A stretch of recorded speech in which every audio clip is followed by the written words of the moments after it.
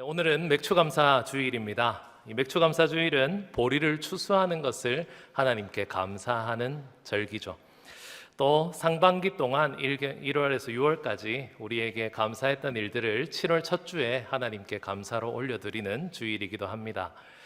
이 맥추감사 주일은 이스라엘의 3대 절기인 맥추절에서부터 왔습니다. 이스라엘 사람들도 맥추절이라고 하는 절기를 지켰는데요.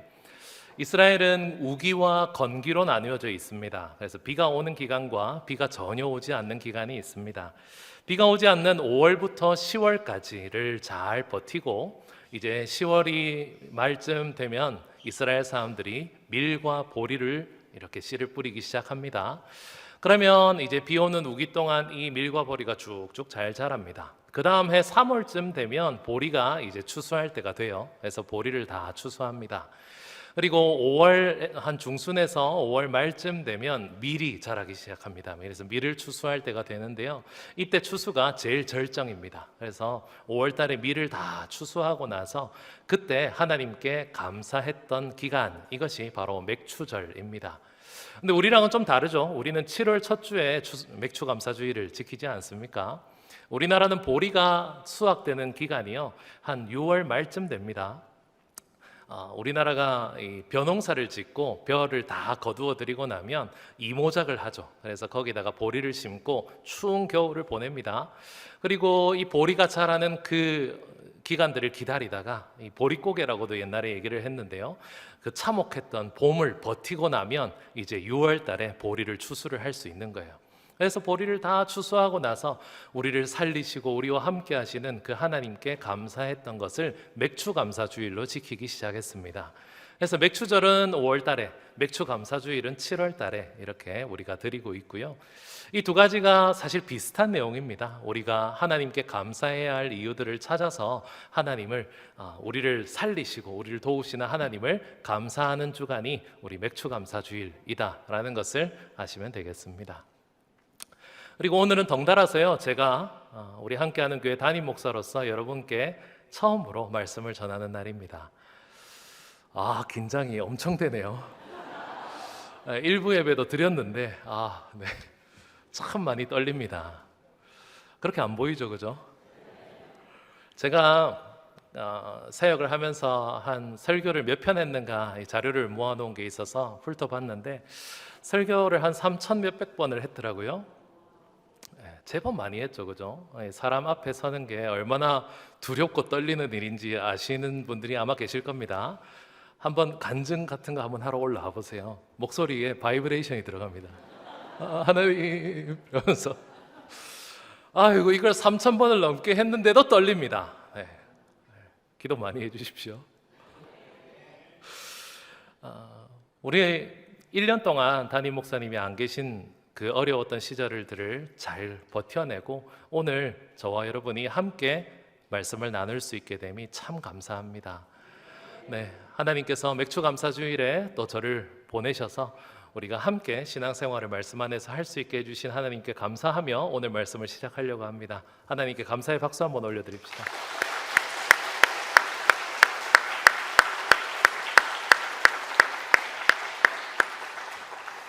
그런데 저는 오늘 여러분과 무엇을 감사할 것인가에 대한 말씀을 나누려고 하는 것이 아닙니다. 우리가 감사를 이런 이유와 저런 이유로 이렇게 감사해야 합니다 라는 말씀을 전하려고 하는 것이 아니라 오늘 맥추감사주일을 맞아서 우리는 왜 감사해야 하는가에 대한 말씀을 좀 나누려고 합니다. 오늘 본문 말씀에 보니까요, 하나님께 감사를 올려드리는 한 인물이 나옵니다. 이분이 감사를 정말 잘하고 있습니다. 오늘 본문 11절과 12절에 보시면 바리새인이라고 하는 사람이 한 명 등장하는데요, 이 사람이 하나님께 감사의 기도를 올려드리고 있습니다. 참 하나님께 감사할 내용이 많은 사람입니다. 이 바리새인이 뭐라고 기도하냐면요, 하나님, 여호와 하나님, 나는 이 토색하는 자들과 같지 아니하고 불의를 행하는 자들과 같지 아니하고 간음하는 자들과 같지 아니하고 저기 있는 저 세리와 같지 아니하고 하나님께 정말로 진정한 그리스도야, 하나님의 백성으로 살아갈 수 있음이 너무 감사합니다 라고 기도하고 있습니다. 하나님, 나는 금식하고 있습니다. 하나님, 나는 하나님께 온전한 11조를 올려드리고 있습니다 라고 기도하고 있는 거예요. 물론 우리가 이 성경 말씀도 잘 알고 또 성경에 대한 지식들이 다 있으시기 때문에 이 바리새인이 하나님께, 예수님께 굉장히 혼이 많이 났다는 사실은 우리가 알고 있죠. 그래서 이 본문을 읽다 보면 뭔가 좀 고깝게 보입니다. 아우, 무슨 기도를 이렇게 교만하게 하나, 무슨 기도를 이렇게 버릇없이 하나, 다른 사람보다 자기가 잘났다는 이런 자랑을 하면서 기도를 하나라고 생각하실 수가 있습니다. 그런데 한번 상상해 보십시오. 우리가 그 당시 이스라엘에 평범했던 유대인 중에 한 명이라고 한번 생각해 보세요. 이 바리새인의 기도가요, 정말로 대단한 기도였습니다. 이 바리새인은 금식을 했습니다. 이 바리새인은 하나님께 모든 것을 다 내어놓을 수 있는 준비가 되어 있었어요. 하나님께 소득의 11조를 정직하게 드렸습니다. 범죄자들과 같지 않았습니다. 성전에 나와서 하나님께 기도를 했죠. 정말 대단한 사람이었습니다. 유대인들이 볼 때 이 바리새인은요, 야, 저 정도는 해야 하나님께서 인정하시는 사람이다 라는 것을 존경을 받던 사람이 바로 바리새인이었다고요. 우리가 이 기도를 보면 너무 위선자 같다, 너무 교만한 것 같다 라고 생각하시겠지만 아닙니다. 우리도 이와 비슷한 기도를 할 때가 있습니다. 언제입니까? 하나님께 나와서 오늘 예배를 드리기 위해서 이곳에 왔죠. 그런 마음이 드는 겁니다. 야, 내가 다른 세상에 하나님을 모르는 흉악한 자들과는 다르게 하나님께서 나를 이곳으로 보내주셔서 내가 오늘 하나님께 예배 드릴 수 있음이 얼마나 감사한가 라는 마음 먹어보신 적 없으세요? 야, 내가 저기 뉴스에 나오는 그런 흉악범들처럼 살지 않고 내 자녀가 경찰서에 끌려가지. 자녀가 사춘기가 되니까 조금 걱정이 됩니다. 세상 일 모르더라고요. 갑자기 내 자녀는 저렇게 착하게 공부하면서 이렇게 되는 것이 얼마나 감사한지 모른다 라는 마음으로 기도해 보신 적 없으세요? 야, 내가 이 세상에 지금도 많은 사람들은 비 오는 이 와중에서도 놀러 간다고, 캠핑 간다고 막 그렇게 열심히 나다니는데 나는 하나님을 사랑해서 하나님께 예배 드리러 오미 얼마나 감사한가 라는 마음을 먹어보신 적이 없냐고요. 그죠? 이 바리새인의 기도가요, 그렇게 흉한 기도가 아니라니까요. 자기가 실제로 그렇게 살았다니까요. 율법을 연구하고 정직하게 살고 의롭게 행하면서 다른 사람들이 다 짓는 그런 더러운 죄들도 짓지 아니하고 그렇게 살았다라고 하는 그 자부심을 가지고 하나님께 감사의 기도를 올려드리고 있는 이 장면을 우리가 유대인이라면 참 볼만하다라고 생각을 했을 거라고요. 반면에 한 명의 사람이 더 등장합니다. 세리입니다. 이 세리가 기도하는데요, 이 세리가 어떤 사람이냐 하면 이스라엘 사람들에게 세금을 걷던 사람이었습니다. 그 당시 세리가 어떤 식으로 돈을 벌었는지를 알면 유대인으로서 좀 공감이 될 텐데요. 이 세리는 당시 로마가 식민지에게 세금을 걷는 방법에서부터 이 세리가 하는 역할을 좀 알 수가 있습니다. 로마는 자신의 식민지에게 세금을 거둘 때 본인들이 직접 거들어 다니지 않았습니다. 그곳에 있는 사람들에게 세리의 권한을 주면서 1년 동안 얼마만큼의 세금을 걷어야 하는지를 정해줬었어요. 그래서 한 지역에 세리장이 있었습니다. 그리고 그 세리장 밑에 세리들이 있었는데요. 각 고을마다 1년 동안 걷어야 할 금액이 정확하게 정해져 있었어요. 그러면 그냥 그걸 걷어서 로마에 바치기만 하면 됐습니다. 근데 문제는 이 세리들의 월급이 별로 많은 게 아니었다는 거예요. 그래서 이 세리들은 전부 다 불법적으로 세금을 더 걷기 시작했습니다. 예를 들어 한 고을을 구소동을 맡고 있는 한 세리가 있다고 칩시다. 구소동의 1년간 세금은 1000데나리온이에요. 그러면 그 중에 세리가 머리를 쓰기 시작하는 겁니다. 여기서 내가 조금만 더 걷어내면 남는 건 다 누구 거죠? 자기 겁니다. 그래서 이 세리는 눈이 뒤집히는 거예요. 1데나리온씩만 거두면 되는 이 지역을 다 돌아다니면서요, 당신은 2데나리온을 세금을 내셔야 합니다 라고 요청을 하는 거고, 그러면 그 사람은 자신의 피 같은 돈인 2데나리온을 뜯기는 거예요.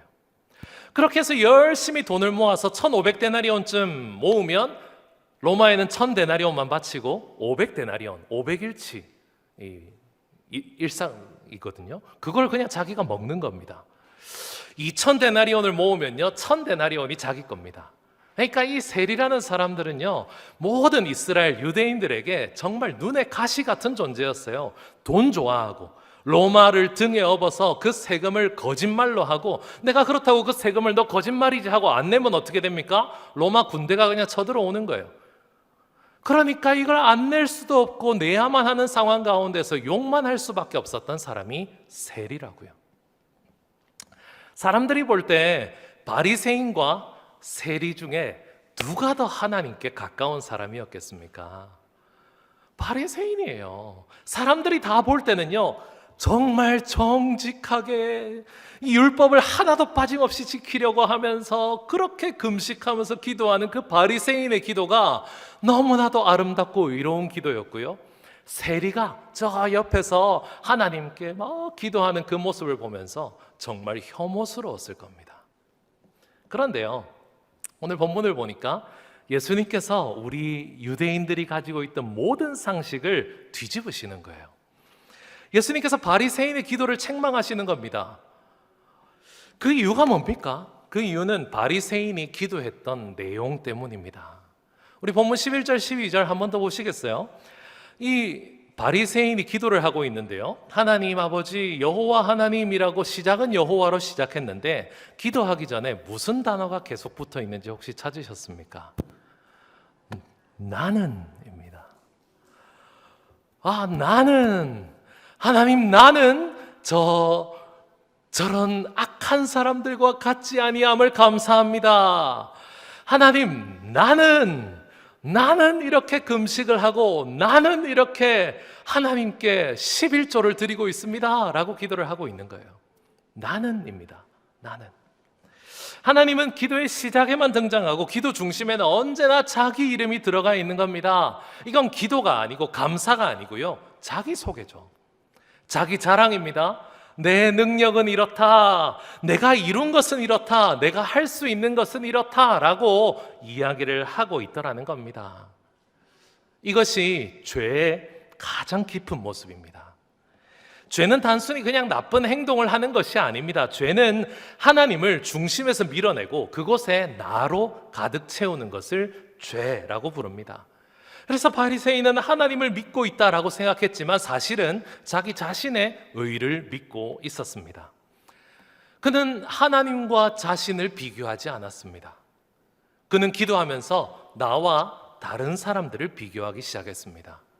저 사람은 저렇지만 나는 이렇습니다. 저 사람은 저렇게 잘못하고 있지만 나는 잘하고 있습니다. 저 사람은 저렇게 거짓말을 하고 있지만 나는 정직합니다. 저 사람은 저렇게 하나님께 감사하지 못하지만 나는 감사합니다 라고 하면서 하나님 앞에 서서 지금 다른 사람과 자신을 비교하고 있습니다.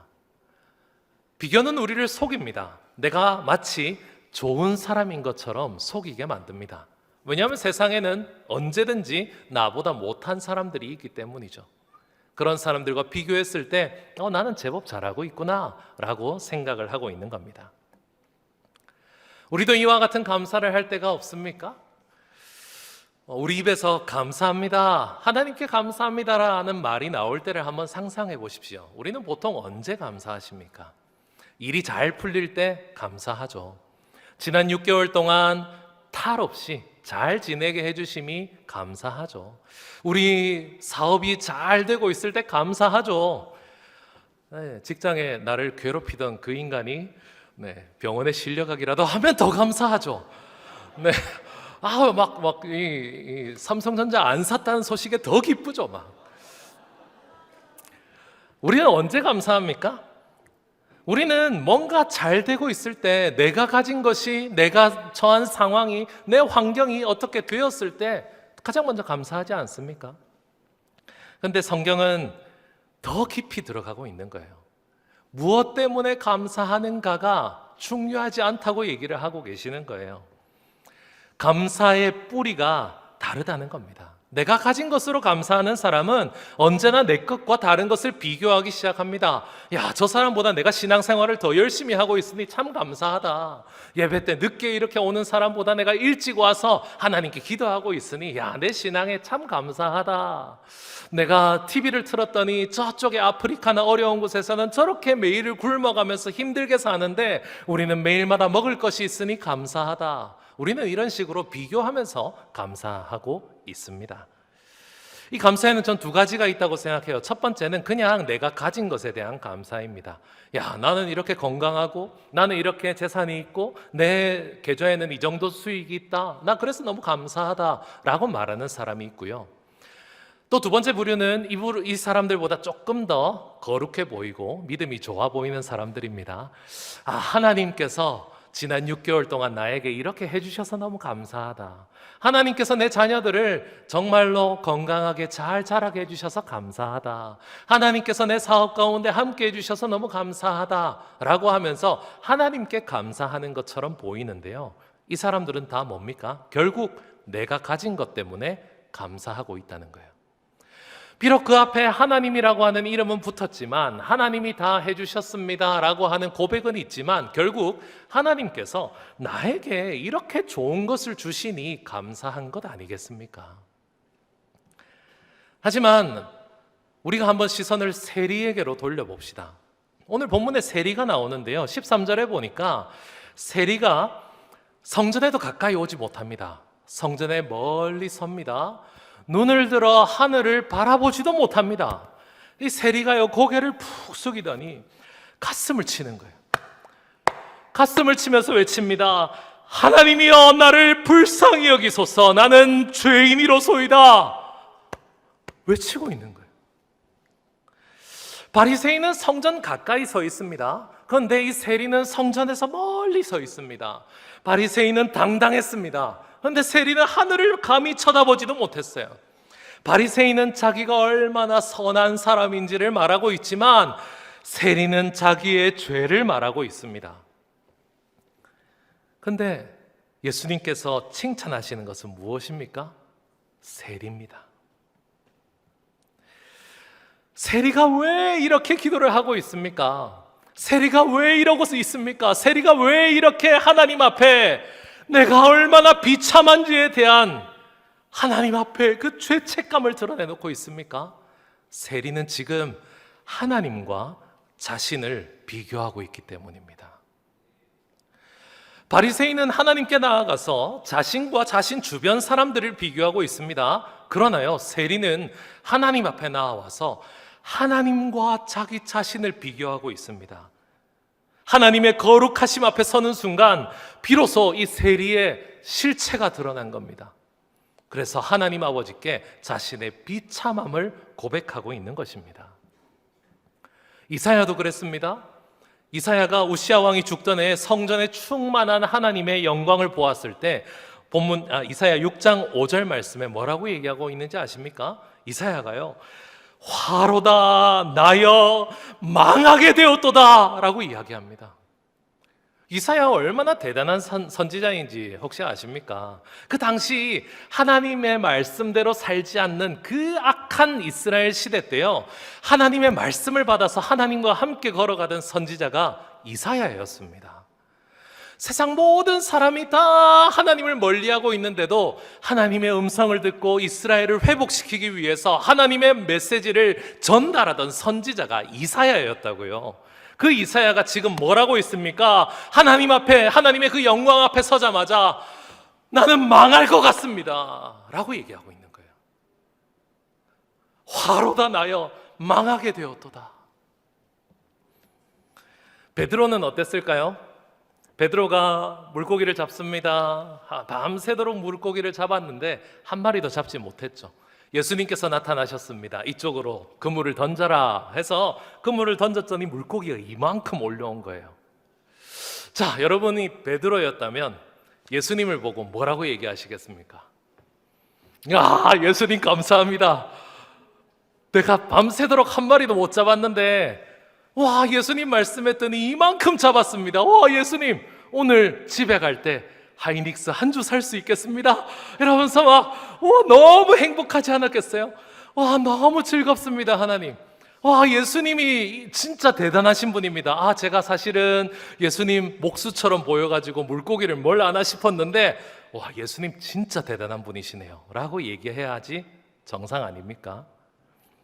누가복음 5장 8절에 보니까요, 이 예수님의 행동 직후에 베드로가 뭐라고 얘기하고 있는지 아십니까?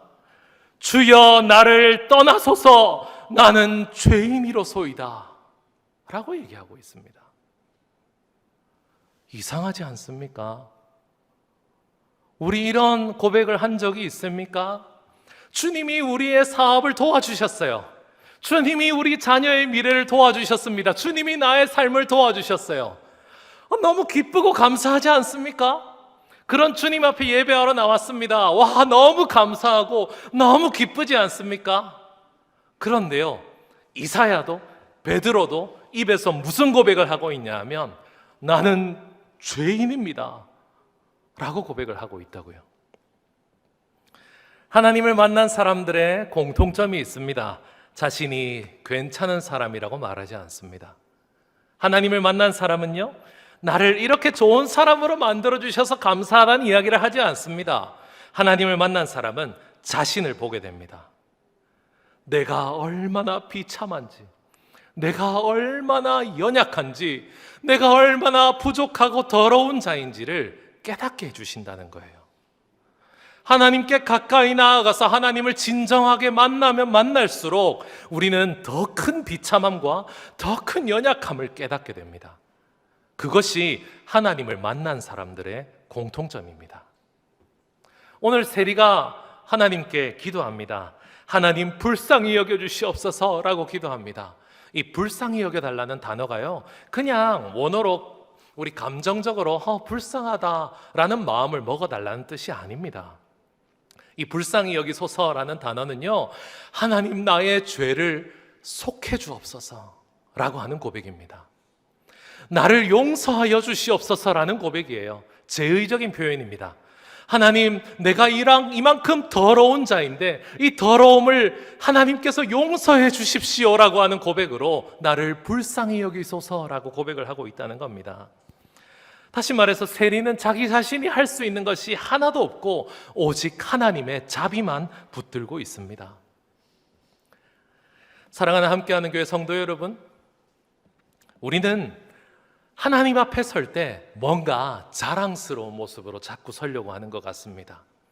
하나님 아버지 앞에 나아갈 때 내가 얼마나 대단한 사람인지, 내가 얼마나 신앙을 열심히 살아왔는지, 내가 얼마나 하나님께 정성을 다하고, 내가 얼마나 교회를 위해서 헌신하고 봉사했는지, 내가 얼마나 탁월하고 내가 얼마나 좋은 사람인지를 하나님한테 자꾸 보여드리고 싶어하는 욕구가 있는 것 같아요. 사람은 그런 것 같습니다. 우리가 뭔가 사람 앞에 나아갈 때 잘한 일이 있으면 당당해지잖아요. 그죠? 내가 참 잘했다는 칭찬을 받고 싶어하는 것이 사람 아닙니까? 지난주가 이제 중학교 기말고사 기간이었습니다. 저희 딸이 중2거든요. 제가 이사를 하고 그 다음 주에 바로 기말고사를 쳤습니다. 어땠겠습니까? 아주 당당하게 아빠한테 왔을까요? 아니요. 화로다 나여. 나는 부족한 자로다 이러면서 그렇게 겸손한 딸을 처음 봤습니다. 시험 잘 쳤어 봐요. 막 이리 오너라 하면서 아이패드를 내어놓아라 이러면서 들어왔겠죠. 이런 얘기 하면 안 되는데. 우리는 자꾸 내가 잘했다, 내가 탁월하다, 나 하나님 아버지께 이런 자격을 받을 가치가 있다, 나는 지난 한 주간도 신앙생활을 참 잘해왔다, 나는 믿음대로 살아왔다, 나는 그렇게 잘했다, 자꾸 나는을 얘기하고 하나님께 나아가려고 한다니까요. 하지만 하나님을 만난 사람은 어떻게 됩니까? 하나님을 만난 사람은 하나님 앞에서 나의 비참함을 깨달을 수밖에 없습니다. 물론 내가 헌신하는 거, 봉사하는 거, 내가 열심히 하나님을 사랑하는 거 귀한 일이죠. 그런데 그 일들만으로는 절대 우리는 하나님 앞에 바르게 설 수 없습니다. 우리가 하나님을 만나고 우리가 하나님 앞에 바로 설 수 있는 힘이 어디서부터 오는지 아십니까? 그 힘은 나에게서 나오는 것이 아닙니다.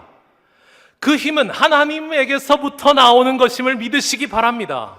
우리는 하나님을 만나러 갈 그 어떤 자격도 없습니다. 우리는 늘 연약하고 우리는 늘 비참합니다. 우리는 화 가운데 있으며 부정합니다. 그게 당연한 거예요. 하나님을 만날 수 있는 유일한 힘은 하나님의 불쌍히 여기심, 하나님의 긍휼히 여기심밖에 없음을 믿으시기 바랍니다. 하나님이 우리를 긍휼히 여기지 아니하시면 우리는 하나님께 나아갈 수도, 하나님을 만날 수도, 하나님과 함께 할 수도 없음을 기억하시기 바랍니다. 그래서 우리가 하나님께 나아갈 수 있는 유일한 길은요, 우리 시편 51편 17절에 다윗이 고백했던 것처럼 하나님께 나아갈 때는 상한 심령으로 나가는 거예요. 하나님, 내 마음이, 내 영혼이, 내 몸이 썩었습니다. 하나님, 이 통회하는 마음을 하나님께 드립니다. 나는 아무것도 아니지만 나를 만나주시는 그 긍휼하심만 보며 나아갑니다 라고 고백하는 것이 진정으로 하나님을 만난 사람들의 자세임을 기억하시기 바랍니다. 하나님은 완전한 사람을 찾지 않으십니다. 하나님은 회개하는 사람을 찾으십니다. 하나님은 완벽한 사람을 세우시는 게 아닙니다. 하나님은 자기 자신이 얼마나 비참한지를 깨닫는 사람을 찾으십니다. 하나님은 그 사람에게 은혜와 긍휼을 베푸시는 것임을 믿으시기 바랍니다. 종교개혁 시대에도 이게 너무나도 중요했습니다. 다 사람들이 자기 자신이 얼마나 대단한지를 생각하고 자기 돈으로 신앙생활을 하고 자기 열심으로 신앙생활을 하던 그 시대를 뒤엎기 위해서 하이델베르크 요리문답 제2문에는 뭐라고 질문이 되어 있냐면요, 이러한 위안의 기쁨 안에서 살고 죽기 위하여 당신이 알아야 할 것은 무엇입니까? 라고 질문하고 있습니다. 우리가 그리스도 안에서 하나님을 믿으며 살아가는 그 기쁨을 가지고 살고 죽기 위해서 우리가 반드시 알아야 하는 것이 세 가지가 있는데요, 그거 한번 읽어볼까요? 첫 번째는 무엇입니까? 나의 죄와 비참이 얼마나 심각한지를, 내가 가진 죄가, 내가 가진 비참함이 얼마나 심각한지를 깨달아야 한다는 거예요. 두 번째는요, 어떻게 그 죄와 비참에서 벗어날 수 있는지, 내 비참함에서 어떻게 벗어날 수 있는지. 세 번째는요, 어떻게 구원을 주신 하나님께 감사를 드릴 것인가 하는 일입니다. 우리가 해야 하는 것은 내가 얼마나 비참한지를 깨닫고 그 비참을 어떻게 벗어날 수 있는지를 깨달으며 그 벗어난 구원의 은혜로 인해서 감사하며 사는 것이 우리의 삶이랍니다. 배고픈 사람이 음식을 찾고요, 아픈 사람이 의사를 찾습니다. 죄인이기 때문에 하나님을 찾는 것입니다.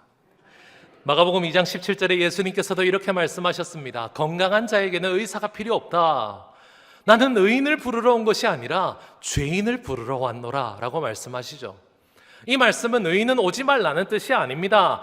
의인은, 자기 자신을 의롭다고 생각하는 사람들은 나에게 나아올 리가 없다고 말씀하고 계시는 겁니다. 진짜 감사한 거는요, 풍성한 수확에서 오는 것이 아닙니다. 진짜 감사는 내가 누군지를 아는 데서부터 시작됨을 믿으시기 바랍니다. 예수님께서는 이 비유의 결론을 이렇게 말씀하십니다. 14절 말씀을 보니까요, 바리새인이 아니라 세리가 의롭다 하심을 받았답니다. 그래서 사람들이 충격에 빠졌습니다. 그 앞에 이야기를 들을 때까지만 해도 설마 했거든요. 바리새인은 얼마나 거룩합니까? 얼마나 누가 봐도 의롭잖아요. 정말 그렇게 하나님 앞에서 정직하게, 경건하게, 바르게 살아왔던 이 바리새인의 기도가 있는데요, 예수님께서는 저 멀리서 하늘도 보지 못하면서 자기 가슴 치면서 내가 죄인이라고 얘기하는 그 세리의 기도를 받으시더라니까요. 얼마나 당황스러웠겠습니까? 한번 상상해 보십시오. 교회 예배를 드리는데 교회당에 딱 앉아가지고 너무 지난 한 주간 교회를 위하여, 하나님 나라 위하여서 수고하면서 앉은 사람들이 가득 모여 있습니다. 그래서 하나님, 제가 지난주에는 이렇게 정직하게 살았습니다 라는 마음으로 예배 드리려는 사람이 가득 있고요, 저 함께하는 교회 바깥쪽에 이 교회당도 채 들어오지 못한 채로 막 울고 막 부르짖는 사람이 있는데 그 사람이 평소에 그렇게 나쁜 사람이에요. 뉴스에도 나오고 악한 짓을 하고 사기를 치고 막 나쁜 짓을 하던 사람이 막 울고 있다고 칩시다. 여러분, 교회 들어오시는 길에 그 사람 보시면 어떤 마음 드시겠어요? 아이고 얼마나 혐오스럽겠습니까? 저 사람이 뭘 그렇게 뻔뻔하게 교회당 앞에서 저러고 있냐, 얼른 쫓아냈으면 좋겠다. 나는 말고 박현준 목사님이 가가지고. 그런 생각 안 들겠어요? 이 이스라엘 사람들도 마찬가지였다니까요. 바리새인이 그렇게 의롭게 하는데 예수님이 결론으로 세리가 기도를 받았대요. 세리의 기도를 하나님께서 받으신대요. 세리가 의롭다랍니다. 얼마나 충격이었겠습니까? 그런데 이 14절 말씀에는요, 정말 중요한 표현이 하나 담겨져 있습니다. 한번 보시겠어요? 저 바리새인이 아니고 이 사람이 뭐라고 되어 있습니까? 의롭다 하심을 받고. 이 사람이 의롭다고 하십니까? 아니죠. 이 사람이 의롭다 하심을 받았답니다. 이것이 칭의입니다. 하나님이 우리를 의롭다고 해주시는 거예요. 바리새인이 누가 봐도 의로워 보였지만 그 사람은 의로운 사람이 아니었습니다. 세리는 누가 봐도 의롭지 못했지만 하나님에게서 긍휼하심을 받은 겁니다. 하나님에게서 의롭다 하심을 받은 거예요. 그래서 의로워진 겁니다. 이 세리가 기도를 열정적으로 막 회개를 뜨겁게 해서 그런 게 아닙니다. 소리를 내고 눈물을 흘리고 가슴을 치면서 누가 봐도 회개하는 모습처럼 보였기 때문에 의로워진 게 아니에요. 세리가 의롭다 하심을 받았기 때문에 된 겁니다. 하나님이 긍휼하게 여기지 않으시면 안 되는 거예요. 하나님은 의인이 돼서 하나님께 나오길 바라지 않으십니다. 하나님께 나아가서 하나님 앞에서 내가 얼마나 비참한지를 깨닫는 자를 의롭다 해주심을 믿으시기 바랍니다. 세리가 드린 기도, 그 모든 기도, 우리가 하나님 앞에 비참함과 죄책감으로 나아가는 그 모든 신앙의 믿음이요, 결국 예수 그리스도의 십자가 가운데서 하나님이 의롭다 하심으로 우리에게 긍휼을 베풀어 주셨음을 믿으시기 바랍니다.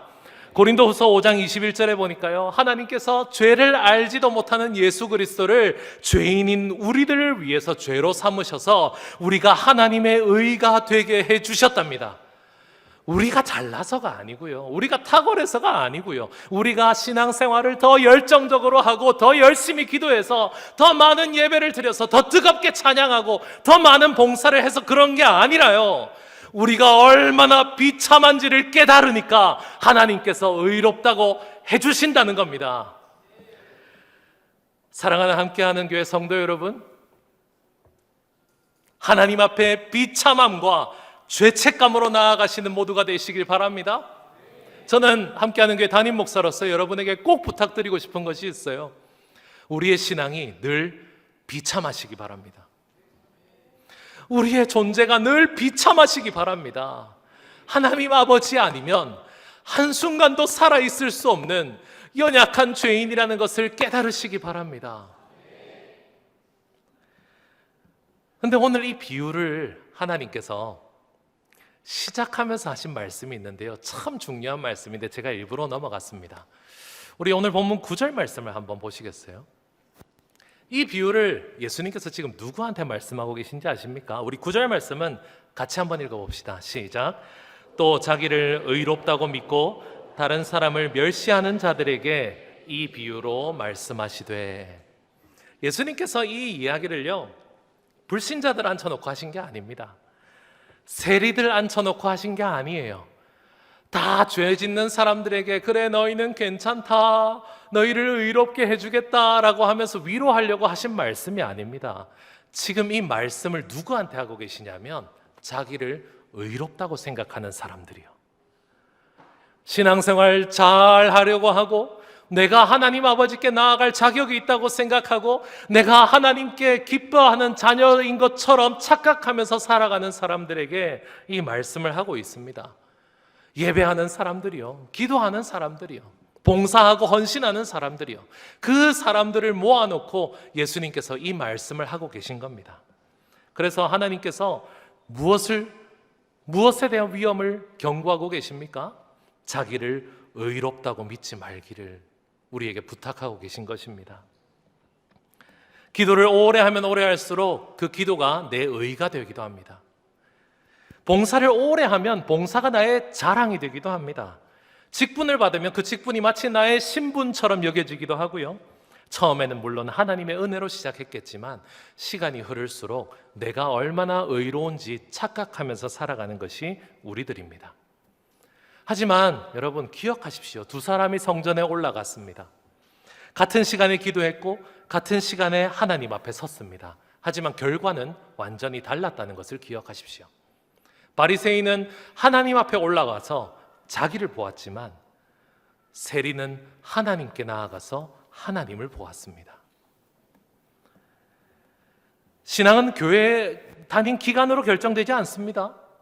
우리의 믿음은 우리의 직분으로 결정되지도 않고 봉사로도 결정되지 않습니다.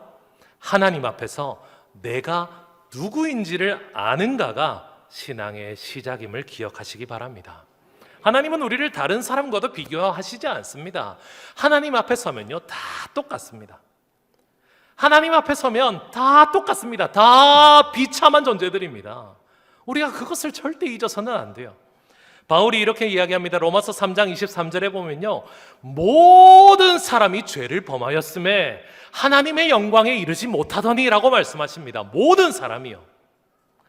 목사도 마찬가지입니다. 장로도 마찬가지입니다. 권사도 마찬가지죠. 우리 무슨 셀 리더도, 우리 팀장님들도 다 마찬가지입니다. 담임 목사로 부름받은 저도 마찬가지입니다. 하나님 앞에서 우리는 모두 다 죄인입니다.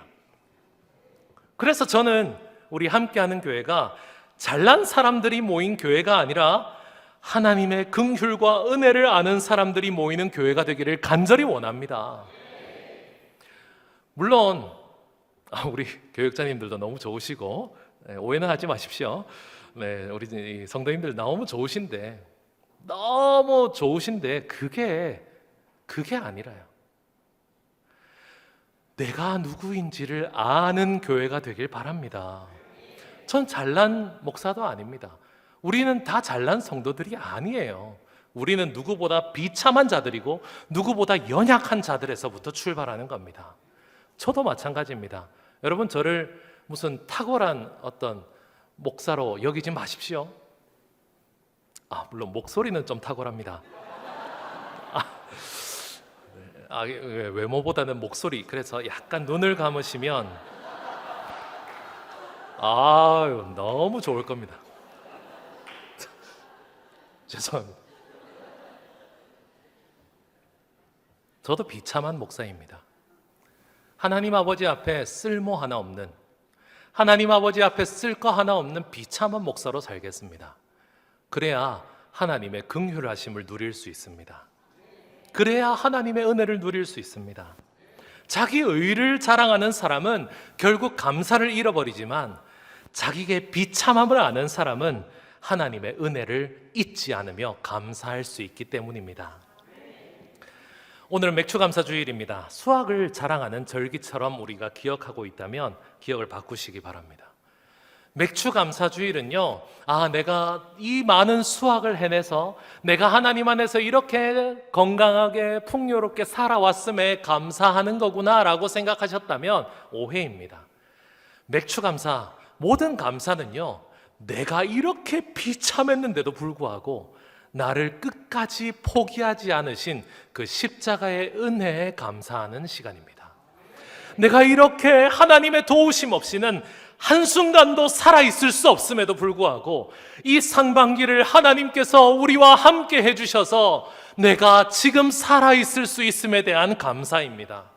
내가 무슨 능력이 있어서 그런 게 아니고 나에게서 무슨 감사할 이유가 나와서가 아니고 하나님이 계시니까 감사한 거예요. 감사의 근원을 어디서 찾으십니까? 나에게서, 내 자녀들에게서, 내가 가진 것에서, 내가 뭔가 다른 사람과 비교해서 내가 그것에서 감사할 수 있는 것에서 찾고 계십니까?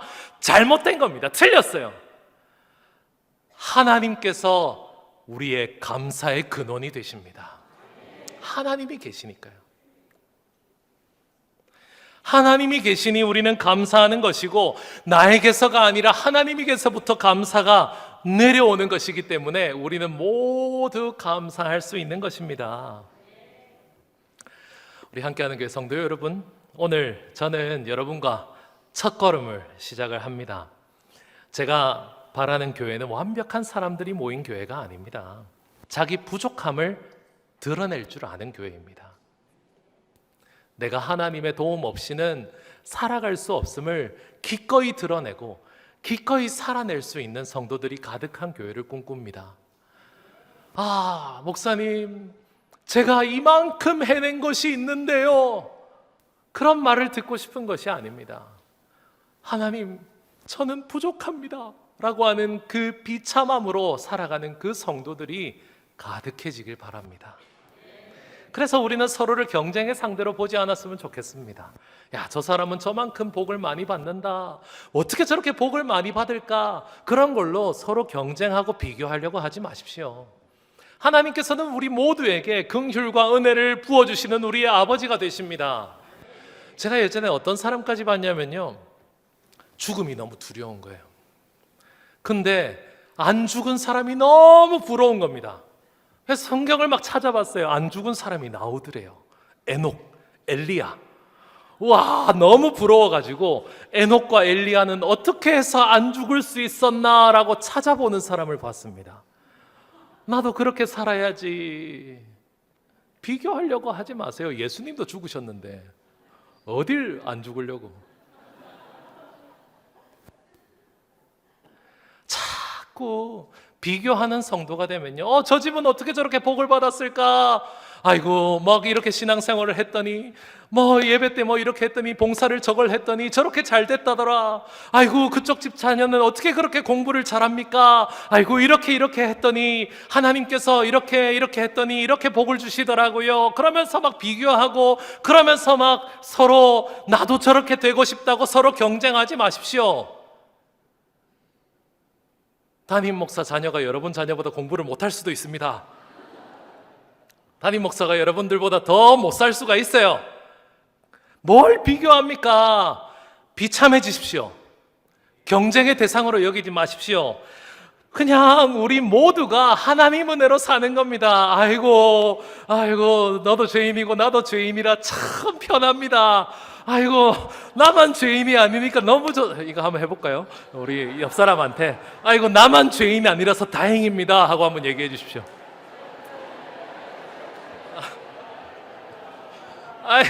아이고, 나만 죄인이 아니라 다행이네.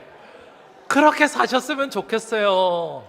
아이고, 어떻게 하면 그렇게 됐습니까? 서로 비교하고 눈치 보고 막 그러지 마시고요.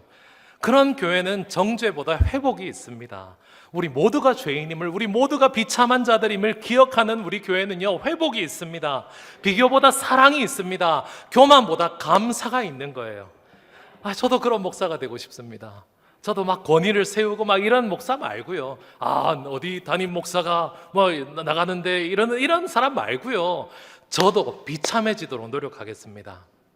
우리 모두가 그렇게 살아갑시다. 우리 모두가 그렇게 하나님 앞에 무릎 꿇으며 하나님에게서부터 나오는 그 감사를 누리기를 간절히 바랍니다. 오늘 맥주감사 주일이라서 우리가 하나님께 감사의 예물을 드리지 않습니까? 우리 하나님께서 가장 기뻐하는 감사가 무엇이겠습니까? 우리가 하나님, 우리가 이만큼 하나님께 드립니다 라고 하는 생색이요? 아니요. 하나님, 우리가 하나님께서 도와주셔서 우리 자식도 잘 되고 우리 집안도 잘 돼서 너무 감사합니다라고 하는 그런 감사요? 아니요. 하나님이 받고 싶으신 감사는요, 하나님 없이 살아갈 수 없었던 우리가 하나님 덕분에 6개월을 살아냈습니다. 네, 이 비참함이 하나님의 긍휼하심을 입어서 이렇게 하나님 앞에 영광스러워졌습니다. 예수 그리스도의 십자가가 나를 오늘도 살렸으니 그것이 너무 감사합니다라고 고백하며 하나님께 감사드릴 수 있길 바랍니다. 그래서 우리가 이 맥주감사주일 헌금을요, 우리 전통대로, 제가 잘 몰랐는데 지난주에 당회하면서 들었습니다. 우리 맥주감사주일 헌금은 우리 지역의 미자립교회 한 20군데를 10개의 팀으로 나눠서 다 섬기는 데 사용한다고 하더라고요. 그리고 그 얘기도 들었습니다. 이게 얼마나 다들 감사가 넘치는지 너도 나도 할 것 없이 다 팀장 하겠노라고, 다 섬기겠다고 막 열정적으로 뛰어드신다는 얘기를 들었거든요. 적당히 하지만 열심히. 왜 우리가 그렇게 해야 합니까? 맥추감사주일 헌금을 통해서 우리가 이만큼 뛰어나다 이거 보여주려고요? 아닙니다. 하나님의 긍휼하심이 우리에게 임해서 우리가 이만큼 살아갈 수 있었음이 너무 감사해서 그것들로 즐거움을 나누는 거예요. 이것이 성경의 신명기에 나와 있습니다. 신명기 16장 11절에 보면 하나님께서 맥추절을 이렇게 제정하시면서 뭐라고 얘기하셨냐면, 맥추절에 이 추수와 수확의 기쁨을 누린 너희들은 반드시 너와 내 자녀와 내 노비들과 내 성중에 있는 레위인과 너희 중에 있는 손님들, 고아들, 과부와 함께 나누면서 즐거워하라고 얘기하십니다. 왜요? 우리가 잘나서요? 아니요. 우리에게 부어주신 그 긍휼을 우리를 통해서 베풀고 계신 것입니다. 이 긍휼의 자리에 여러분들을 초대합니다. 하나님의 긍휼하심을 드러낼 수 있는 비참한 우리 모든 성도님들에게 하나님의 은혜와 긍휼이 더 풍성히 넘칠 줄 믿습니다. 하나님께서는 추수의 기쁨을 그저 나의 위협으로 여기고 나의 수고의 결실로 여기길 바라지 않으셨습니다. 하나님께서 오늘도 우리를 긍휼히 여겨주시는, 우리에게 은혜를 부어주시고 계신 중이라는 것이 너무 감격스러워서, 하나님께서 우리를 버리지 않으시고 우리와 함께 하심이 너무 감격스러워서 살아가길 원하셨습니다. 그 기쁨이 우리에게 충만하게 넘칠 때 하나님이 그것을 더 기쁘게 받으시고 우리에게 은혜 위에 은혜를 더하시고 긍휼 위에 긍휼을 더하셔서 우리에게 참된 기쁨이 충만하게 넘치게 해주실 줄 믿습니다. 그런 우리 함께하는 교회가 되시기를 주님의 이름으로 축원합니다. 우리 함께 찬양하고 기도드리도록 하겠습니다. 우리는 무엇 때문에 감사합니까? 우리는 왜 감사할 수 있습니까? 내가 가진 것 때문에요? 아닙니다. 우리가 감사하고 우리가 하나님을 찾을 수 있는 근원은요, 하나님의 긍휼하심에 있습니다. 나는 아무것도 아닙니다. 나는 정말로 한순간도 살 수 없는 존재입니다. 그러나 예수 그리스도의 십자가가 우리를 살리시는 것이 지금까지 계속되고 있기에 우리는 감사할 수밖에 없는 것입니다. 우리 함께 찬양하고 하나님께 기도합니다. 나는 아무것도 아닙니다. 나는 아무것도 아닙니다. 주님의 사랑이 없으면 나는 아무것도 모릅니다. 나는 아무것도 모릅니다. 주님의 지혜가 없으면 나는 아무것도 못합니다. 나는 아무것도 못합니다. 주님의 능력이 없으면 나는 한순간도 못 삽니다. 나는 한순간도 못 삽니다. 주님의 생명이 이렇게 비참한 우리가 살아가는 이유가 무엇입니까? 이제 내가 사는 건 아니요, 그리스도 내 안에 사시니. 아멘. 오직 그의 생명이, 오직 그의 생명이 나의 생명, 나의 모든 날들도 이제 내가 사는 것이 아니오, 이제 내가 사는 건 아니오, 그리스도 내 안에 사시니. 오직 그의 생명이 나의 생명, 나의 모든 날들도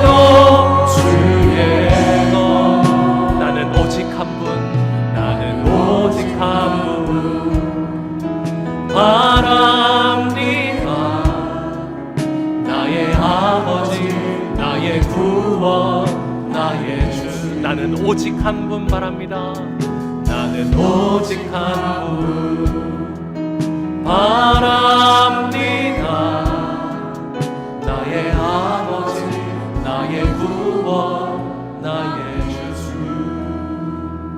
우리가 감사할 수 있는 이유가 어디 있습니까? 이제 내가 사는 것이 아니기 때문입니다. 오직 우리 안에 그리스도께서 살아계시기 때문입니다. 우리가 왜 감사해야 합니까? 우리가 왜 하나님을 감사하며 맞이할 수 있습니까? 하나님께서 은혜와 긍휼을 베푸셨기 때문입니다. 오늘 숨을 쉬는 것 감사,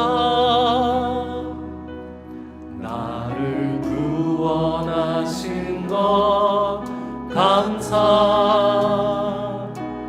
내 뜻대로 안 돼도 주가 인도하신 것 모든 것 감사, 내게 주신 모든 것 감사,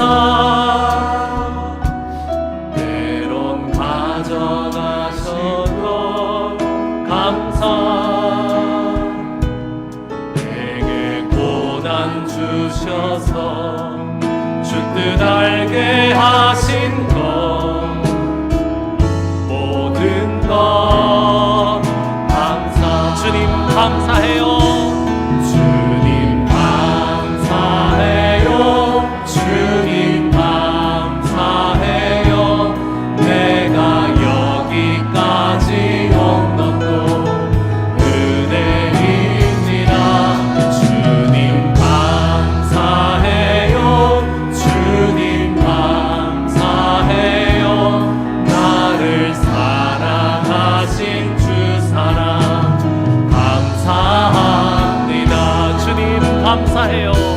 주님 감사해요. 주님 감사해요. 내가 여기까지 온 것도 은혜입니다. 주님 감사해요.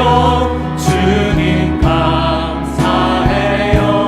나를 사랑하신 주 사랑 감사합니다. 항상 주 안에 있음 감사, 항상 주 안에 있음 감사, 참된 소망 주심도 감사. 이토록 비참한 나도, 나 같은 사람도 자녀 삼아 주신 것 모든 것 우리 주님께 감사합니다. 주님 감사해요. 주님 감사해요. 내가 여기까지 온 것도 은혜입니다. 주님 감사해요. 주님 감사해요.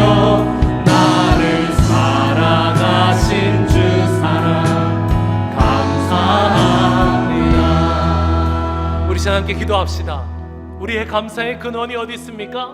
우리를 이 아무것도 아니고 이 아무것도 할 수 없고 아무것도 모르고 한순간도 살 수 없던 우리를 자녀 삼아주신 그 긍휼에 있습니다.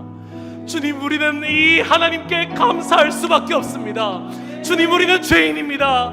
우리를 자녀 삼아주심을 감사합니다. 주와 영원토록 함께하게 하여 주옵소서.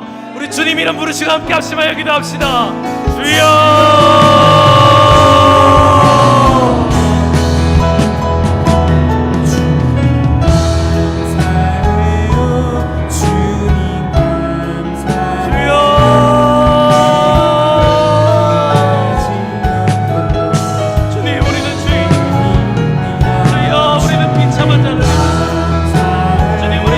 아닌 자들입니다.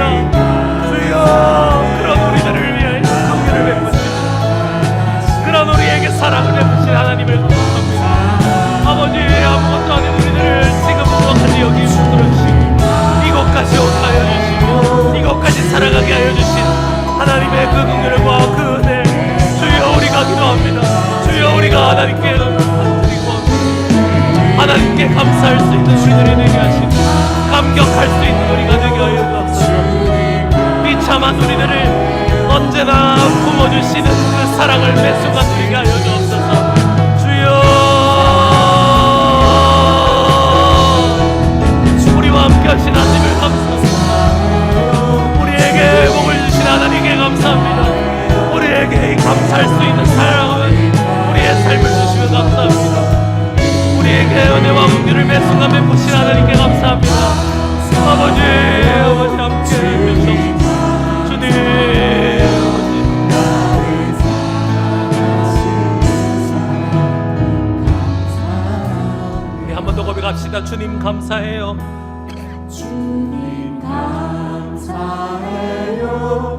주님 감사해요. 내가 여기까지 온 것도 은혜입니다. 주님 감사해요. 주님 감사해요. 나를 사랑하신 주 사랑 감사합니다. 주님 감사합니다. 주님 감사합니다. 이렇게 비참한 우리들을 사랑하여 주신 그 은혜와 긍휼에 감사합니다. 우리를 지금까지 살리시고 자녀 삼아 주신 것에 감사합니다.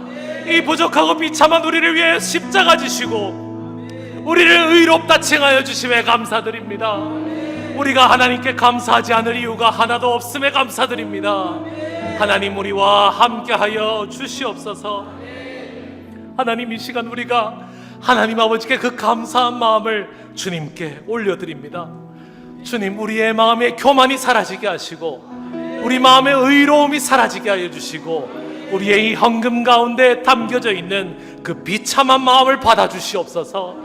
하나님의 긍휼하심으로, 하나님의 위로하시고 사랑하여 주심으로 주님께 이렇게 나아갈 수 있음을 감사하오니 주님께서 이 기쁨을 연약한 자들과 더 긍휼이 필요한 자들과 나누게 하여 주시옵소서. 주님께 감사한 마음을 담아서 우리의 삶의 11조와 감사와 목적의 헌금들을 올려드립니다. 주님, 하나님께 감사와 감사가 넘치는 우리의 고백 위에 하나님이 일하여 주시옵소서. 허튼 곳에 쓰이지 않게 하시고 하나님께서 기뻐하시는 곳에 사용되는 귀한 예물 되게 하여 주실 줄 믿습니다. 우리의 삶에 더욱더 감사가 넘치는, 더욱더 비참한 가운데서 하나님을 찾아나가는 우리 모두가 되게 하여 주시옵소서. 진심으로 감사드리오며 우리의 의가 아닌 예수님의 이름으로 기도드립니다. 아멘. 주 예수 그리스도의 은혜와 하나님 아버지의 사랑과 성령의 함께하심이 오늘도 죄책감과 비참함 가운데서 하나님의 진정한 긍휼과 위로를 누리고 진정한 감사를 올려드릴 수 있는 우리 모든 함께하는 교회 성도님들 위해 지금부터 영원토록 함께 있을지어다. 아멘.